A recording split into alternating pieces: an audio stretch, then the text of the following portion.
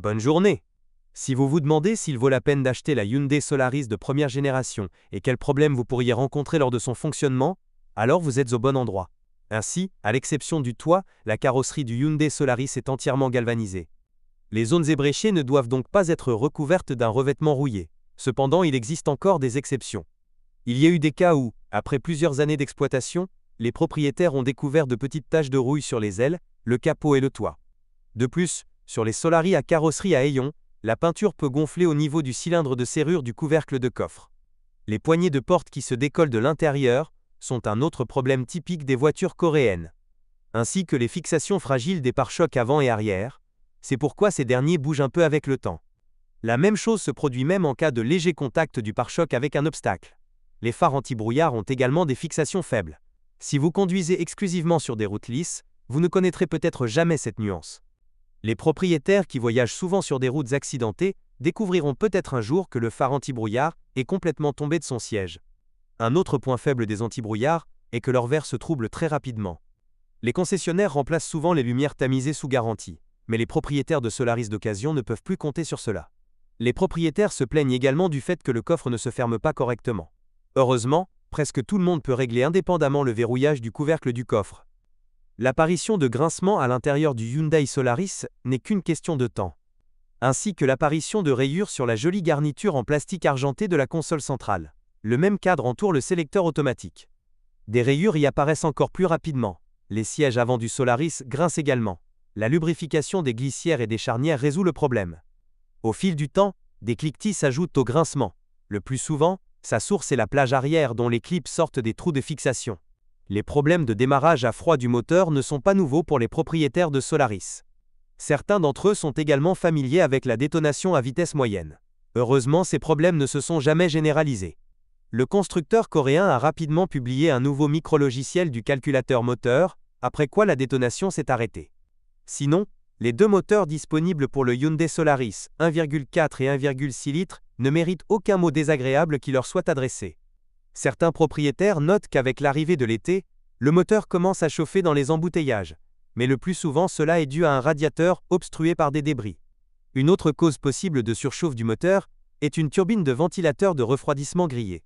C'est dommage que le jeu de la turbine ne se manifeste pas du tout. Par conséquent, les problèmes surviennent au moment où on s'y attend le moins. Immédiatement après l'achat, les propriétaires de Solaris équipés d'une transmission manuelle se sont plaints de difficultés à engager la première et la marche arrière. Tout cela à cause du manque de synchroniseur dans les vitesses silencieuses. Peu à peu, le mécanisme de la boîte de vitesse s'active, après quoi les vitesses commencent à s'enclencher sensiblement plus facilement. Parfois, la mécanique de Solaris peut vous effrayer avec un bruit de grincement incompréhensible. Sa cause est un roulement d'arbre d'entrée en rotation. Une solution temporaire au problème peut être envisagée en plaçant le roulement sur du mastic. Mais si vous envisagez de conduire la voiture pendant une longue période, vous devrez changer le boîtier de la boîte avec le roulement. Dans le même temps, les concessionnaires officiels n'ont jamais reconnu le problème, citant le fait que le bruit de grincement n'affecte en rien les performances de la voiture. Lors du passage en troisième vitesse, la transmission manuelle du Solaris peut légèrement craquer. La source des bruits parasites est un synchroniseur en plastique. La boîte peut également vous rappeler d'elle-même en marche arrière. Si vous entendez un bourdonnement clairement audible, il y a de fortes chances que le disque d'embrayage doive être remplacé. La transmission automatique présente également un certain nombre de problèmes. Les valves grippantes, signalées par des chocs lors des changements de vitesse, peuvent généralement être tolérées.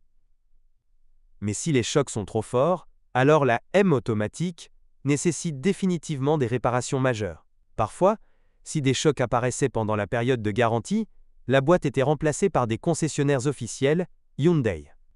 En général, la machine automatique Solaris ne devrait pas poser de gros problèmes. On ne peut pas en dire autant de la suspension. Ce n'est un secret pour personne que les réglages des voitures des premiers lots ont été franchement infructueux. En 2012, les Coréens ont modifié les réglages de la suspension. Ce dernier est devenu un peu plus résistant, et la voiture elle-même est devenue plus collectée sur les routes accidentées. Quant à la fiabilité, elle est restée au même niveau. Les roulements de roues qui commencent à bourdonner après un kilométrage de 15 à 20 000 km sont plutôt la norme pour Solaris au cours des premières années de production. Quelques années plus tard, il est devenu évident que trop peu de lubrifiant avait été ajouté à l'assemblage. Les propriétaires de Solaris ont également critiqué la crémaillère de direction qui pourrait déjà commencer à taper après un kilométrage de 10 à 15 000 km. Les concessionnaires ont remplacé l'unité sous garantie, mais après à peu près le même kilométrage, la crémaillère de direction prétendument modifiée a recommencé à cogner. Ce n'est qu'en 2012 qu'ils ont commencé à installer un rail modifié sur Solaris, après quoi le problème a disparu. Le problème du cliquetis des étriers de frein avant peut être résolu en ajoutant de la graisse supplémentaire au guide d'étrier. Les plaquettes de frein avant devront être remplacées après 30 000 à 40 000 km. Les plaquettes de frein à l'arrière durent 20 à 30 000 km de plus. Malgré le fait que Hyundai Solaris soit vendu à des dizaines de milliers d'exemplaires par an, ces pièces de rechange sont en moyenne plus chères que celles de ses camarades de classe nationaux. De nombreux propriétaires, essayant d'économiser de l'argent, achètent des pièces détachées d'occasion sans penser à leur origine. Certains d'entre eux ont en effet été retirés de voitures déjà utilisées ou endommagées lors d'un accident, mais on ne peut nier que Solaris est souvent volé précisément pour être ensuite démonté, pour obtenir des pièces de rechange. Cela suggère une conclusion logique. Après avoir acheté une voiture, les nouveaux propriétaires devraient dépenser de l'argent pour au moins le système d'alarme le moins cher. Quant aux coûts de réparation et d'entretien des voitures, ils ne seront pas importants. Une voiture coréenne peut être gênée par de petites choses, mais ses unités principales se sont révélées assez fiables. Pour ceux qui passent d'une vieille voiture domestique à Solaris, cela peut sembler être une norme de fiabilité, de dynamique et de confort. N'oubliez pas la sécurité. Hyundai Solaris n'a pas subi de crash test selon le système Euro NCAP, mais un certain nombre d'autres tests indépendants menés selon des critères similaires ont confirmé que la voiture coréenne est prête à protéger adéquatement son conducteur et ses passagers en cas d'accident. Une autre chose est que de nombreux Solaris en vente ont déjà été impliqués dans des accidents de gravité variable.